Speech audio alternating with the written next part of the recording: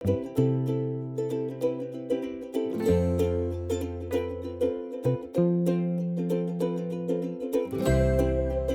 ನಾವು ಹೆಸರು ಕಾಳನ್ನು ಉಪಯೋಗಿಸ್ಕೊಂಡು ದೋಸೆ ಮತ್ತೆ ಚಪಾತಿಗೆ ಆಗುವಂತ ಒಂದು ಗ್ರೇವಿನ ಮಾಡೋಣ. ಗ್ರೇವಿ ಮಾಡೋದಕ್ಕೆ ನಾನಿಲ್ಲಿ ಹೆಸರು ಕಾಳನ್ನ ಹಿಂದಿನ ದಿನ ರಾತ್ರಿನೇ ನೆನೆಸಿಟ್ಕೊಂಡಿದ್ದೀನಿ. ಇದನ್ನ ನೀವು ಮೊಳಕೆ ಬರಿಸಿ ಸಹ ಗ್ರೇವಿ ಮಾಡ್ಬೋದು. ಇವಾಗ ಇದು ಸಂಪೂರ್ಣವಾಗಿ ನೆಂದಿದೆ. ಈಗ ಗ್ರೇವಿ ಮಾಡೋದು ಹೇಗೆ ಅಂತ ಹೇಳ್ಬಿಟ್ಟು ನೋಡೋಣ. ಎಲ್ಲಾ ವೀಕ್ಷಕರಿಗೂ ಡಿವೈನ್ ಅಂಡ್ ಲೈಫ್ ಚಾನಲ್ಗೆ ಸ್ವಾಗತ. ನೀವು ಈಗಾಗಲೇ ಚಾನೆಲ್ ಅನ್ನು ಸಬ್ಸ್ಕ್ರೈಬ್ ಮಾಡದೇ ಇದ್ದಲ್ಲಿ ಸಬ್ಸ್ಕ್ರೈಬ್ ಮಾಡಿ ಹಾಗೂ ಬೆಲ್ ಐಕಾನ್ ಅನ್ನು ಪ್ರೆಸ್ ಮಾಡಿ. ಗ್ರೇವಿ ಮಾಡೋದಕ್ಕೆ ಇಲ್ಲಿ ನಾನು ಒಂದು ಕುಕ್ಕರ್ ತಗೊಂಡಿದ್ದೀನಿ. ಅದಕ್ಕೆ ಒಂದೆರಡು ಚಮಚದಷ್ಟು ಎಣ್ಣೆನ ಹಾಕಿ ಜೀರಿಗೆಯನ್ನು ಹಾಕಿದ್ದೀನಿ.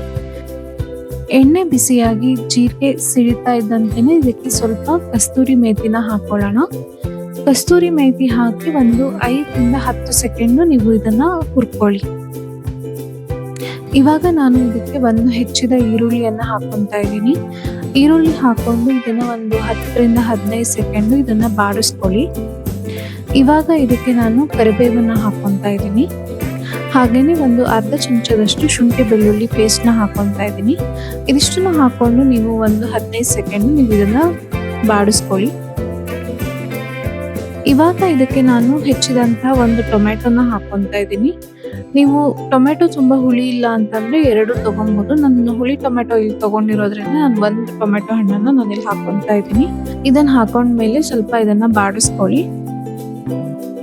ಟೊಮೆಟೊ ಹಾಕಿದ್ರ ಮೇಲೆ ಇದಕ್ಕೆ ಸ್ವಲ್ಪ ಉಪ್ಪು ಹಾಕಿ ಇದನ್ನ ನಾನು ಒಂದು 15 ರಿಂದ 20 ಸೆಕೆಂಡ್ ಇದನ್ನ ಬಾಡಿಸ್ಕೊಂತಾ ಇದ್ದೀನಿ. ಇವಾಗ ಇದಕ್ಕೆ ನಾನು 1 ಚಮಚದಷ್ಟು ಅಚ್ಚ ಖಾರದ ಪುಡಿನ ಹಾಕ್ತಾ ಇದ್ದೀನಿ. ಹಾಗೇನೆ ಒಂದು ಅರ್ಧ ಚಮಚದಷ್ಟು ಧನಿಯಾ ಪುಡಿ ಮತ್ತೆ ಒಂದು 1/4 ಚಮಚದಷ್ಟು ಗರಂ ಮಸಾಲ ಹಾಕೊಳ್ತಾ ಇದ್ದೀನಿ. ಇದಿಷ್ಟನ್ನು ಹಾಕಿ ಇದು ಪರಿಮಳ ಬರೋ ತನಕ ಒಂದ್ ಸ್ವಲ್ಪ ಹುರ್ಕೊಳ್ಳಿ. ಇದನ್ನು ಒಂದು 5 ರಿಂದ 10 ಸೆಕೆಂಡ್ ಇದನ್ನ ಹುರ್ಕೊಂಡ್ರೆ ಸಾಕು. ಇದಕ್ಕೆ ನಾನು ಒಂದು ಅರ್ಧ ಲೋಟದಷ್ಟು ನೀರನ್ನ ಹಾಕೊಂತಾ ಇದ್ದೀನಿ. ಇದು ಚೆನ್ನಾಗಿ ಕುದಿಲಿ. ಇವಾಗ ಇದು ನೀರು ಕುದಿತಾ ಇದೊಂದು ನಿಮಿಷದ ಹತ್ರ ಆಯ್ತು. ಇವಾಗ ಇದಕ್ಕೆ ನಾನು ನೆನೆಸಿಟ್ಕೊಂಡಿರೋಂಥ ಹೆಸರು ಕಾಳನ್ನ ಹಾಕೊಂತಾ ಇದ್ದೀನಿ.